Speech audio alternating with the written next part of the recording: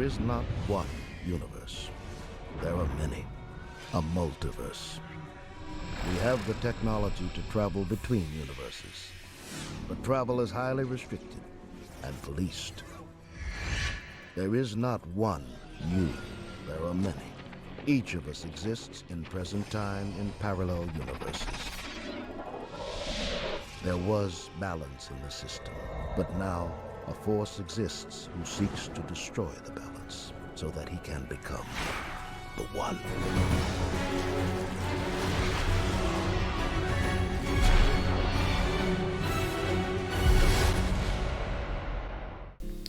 Jet Li's The One is a science fiction movie that released in 2001, and it tells the story of a man that travels throughout alternate universes, eliminating doppelgangers of himself in order to gain power.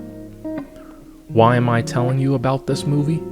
Well, because this movie reflects the path of the unbeliever and, more appropriately, the fall of Satan. Gabriel Yulaw, ex-good guy, multiversal fugitive, and mass murderer. He's super strong, super fast, super smart, and lethal. This guy can clock 50 by foot. He doesn't just dodge bullets, he'll use bodies to block them. 123 multiversal doppelgangers X'd out, and he only needs one more under his belt until he becomes the one. When I say ex-good guy, I mean he was an MVA, a multiversal agent in charge of policing multiversal travel and maintaining balance throughout the multiverse. So what happened? Why did he go rogue? Well, according to Agent Funch, a character played by Jason Statham, he was forced to defend himself against a doppelganger from another universe and killed him in the process. He noticed a change, that he got faster, smarter, stronger. He thought to himself that if he could start killing the rest of his doppelgangers, he could get even more powerful. But there's one problem.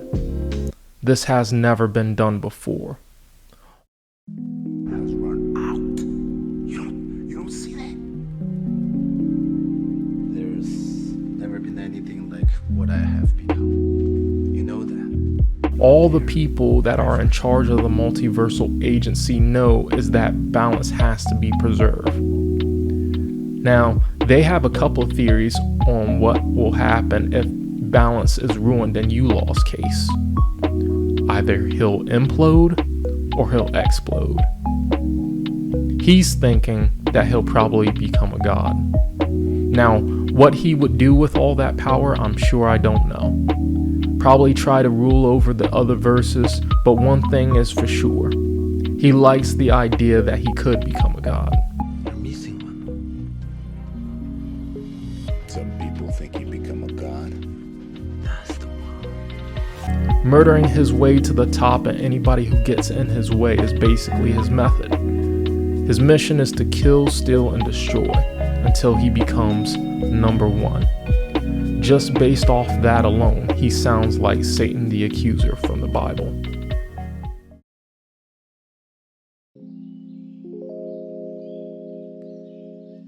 When I took a deep dive into the movie, when coming up with this script, I found a couple of interesting things.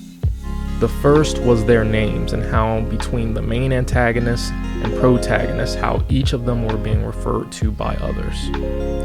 First up is Gabriel Yulaw. Everybody calls him Yulaw for short.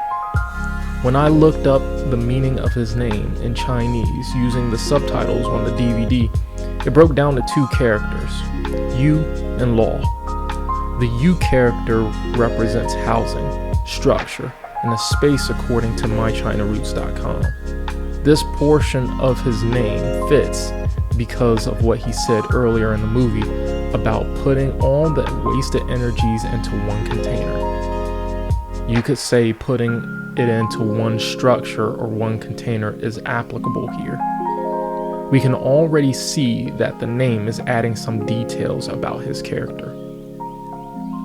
What's also interesting about Yu as a name, that in Cantonese, Yu means a whole bunch of different things, but the ones that stuck out to me were remainder after division, I, and me. When you consider it from that perspective, it already preemptively tells the story of how Yulaw is his own power and that he wants to be the only one remaining after the energy division. You see where I'm going with this? Now, what about the law portion of his name? The character used means to kill, to slaughter, a type of battle axe, which is fitting for the movie in a lot of different ways. Yulaw, of course, being the bad mamma jamma that he is, basically slaughtered and killed everybody who got in his way. His multiversal doppelgangers, multiversal agents, as well as cops and other citizens. Now, what about the third meaning of the word law? The third meaning of the word law is the type of battle axe. Well, it's ironic because during the end of their fight, Yulaw resorts to using a fireman's axe to attempt to kill Gabe, but he disarms Yulaw using the axe against him. Also, other interesting use of the word law is gauze, to collect, to gather, to sift, which is fitting for Yulaw due to, again, what he said earlier in the film about collecting wasted energies. Gabe is the other name that is used by the Gupjetli. Gabe is short for Gabriel. And unlike Yulaw, his name isn't in Chinese subtitles, so I couldn't get an accurate depiction on what the name was in Chinese. But we can look up the meaning of Gabriel. In Hebrew, it means God is my strength, or a hero of God. When I first looked up what Gabe was in Chinese simplified, I found that it meant currency, seashell currency, and to add, to increase, and to augment. When I look at both of these meanings, both are applicable in different ways. Thematically, the Hebrew meaning is more appropriate because he is the hero of the story. And metaphorically speaking, he would be the angel that was made from God, coming from the same source of all life, and including the fallen angel formerly known as Lucifer. And because he's not out for power, but for justice, that imbues him with a sense of righteousness. The Bible says, "Seek ye first the kingdom of heaven and his righteousness, and all these things will be added unto you." It's that righteousness that operates within Gabe to defeat Yulaw. Now, the other meaning of the word Gabe by Chinese language, to add, to augment, almost reflects what Gabe is supposed to be to Yulaw. Yulaw sees Gabe as someone who can add to Yulaw's power. In the same way, we can see how Satan the accuser will try to add souls to his rank by using deception throughout the world and by convincing the other angels to join him in his rebellion against the throne of God. It's almost as if he thinks sheer numbers will be enough to overthrow God. Gabe is a police officer in his universe. He doesn't want to hurt anybody. He just wants to be with his wife and live his life in peace. Everybody calls him Gabe, which is ironic because Gabriel is also an angel in the Bible. And unlike Satan, he did not fall. Even when Gabe suffered persecution, trials, and tribulations in the movie, he did not betray who he was. He did not want power. He kept his word that neither one of them would become the one. There will be only one. I won't be the one, but neither will you.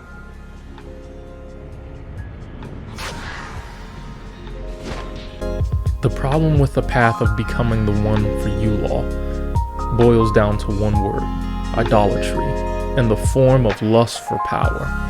Just like Satan the accuser seeks his own gratification, so too does the unbeliever. Idolaters will have their part in the lake of fire.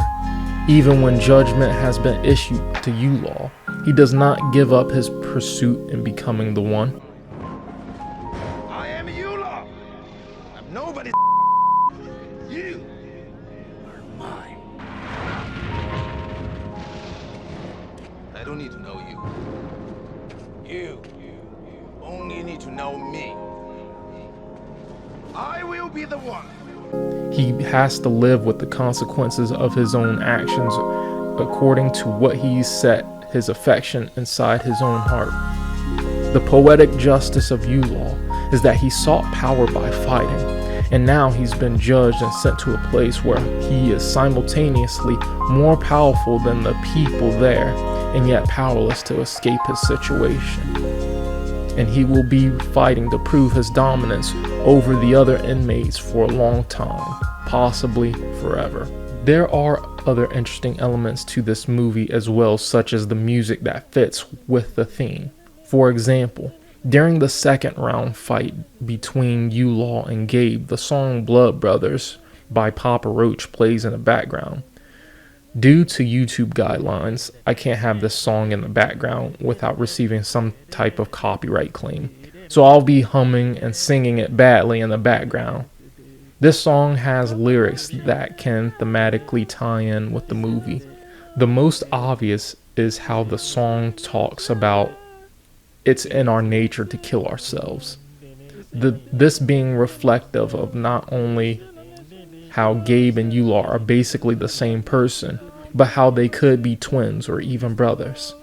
It is also reflected in the amount of other doppelgangers that Yulaw has killed and how his corrupted ideas and the abuse of his power was out of the pursuit of what he wanted. And this ties into the idea that we've all sinned and fallen short of the glory of God, and how our righteousness is as filthy rags. Now I know that the songwriter wasn't thinking about this particular verse when he wrote the song, but from a Christian perspective, this all goes together, just like how the song mentions corruption and abuse. As a side note, I could probably make a small link between Cain and Abel, but it doesn't fully track because Yulaw is not jealous of Gabe. However, Yulaw is seeking the life of Gabe due to the remaining energy that is inside of him. The credit song for the end of the film is Sinner by Drowning Pool, which is very on the nose to some of the thematic elements. In real life, the singer of the song, Dave Williams, passed away one day after the song was released as a single. It's always interesting to hear when famous people who passed away, because so many people love that person from a celebrity admiration perspective, but they all end up in front of God's throne room being judged. And it's possible that despite all the admiration/love that they were given, they still end up spending an eternity away from God. I'm not saying that's the case for Mr. Williams, by the way. I just want to make that clear. Another tie-in is the name of the universe of where they end up. Yulaw, since the beginning of the film, was destined for the Stygian penal colony of the Hades universe. I knew about Hades in the Greek mythology. If you don't know, Hades is supposed to be the god of the underworld, but is also associated with the place because the god ruled over the dead there. But Stygian is a word I had to do more research on, and is referring to the river Styx, but also has a second definition of extremely dark and gloomy and forbidding. It reminds me of how the Bible would talk about how people would be cast into outer darkness where there will be weeping and gnashing of teeth. And where did Yulaw end up? A dark and gloomy place where there was just gnashing of teeth. Now, Charis is Greek for grace, and that is the universe that Gabe is from. And when the fight was over, they both stood before the MVA, God's throne. The only thing that saved Gabe was Funch noticing the light part of his ring finger where his wedding band was. We could also make a case that Funch plays the role of Jesus Christ in that particular moment due to the fact that he was both the person that had a certain amount of authority when making for sure Gabe wasn't being judged to Hades, due to him noticing that love existed within Gabe for his wife, and that was differentiating factor between him and Yulaw. Wedding and marriage are symbolized and essential to understanding the Bible, the covenant between two people, a man and a woman under the eyes of God, as well as the relationship between Christ and the church. Because Agent Funch realized that, it saved Gabe from accidentally being sent to the penal colony. Funch then did Gabe a kindness and sent him back to his own universe, but earlier in time to when he first met his wife. Just like on the day of judgment, we are supposed to be with our first love instead of being casted into outer darkness where there will be weeping and gnashing of teeth.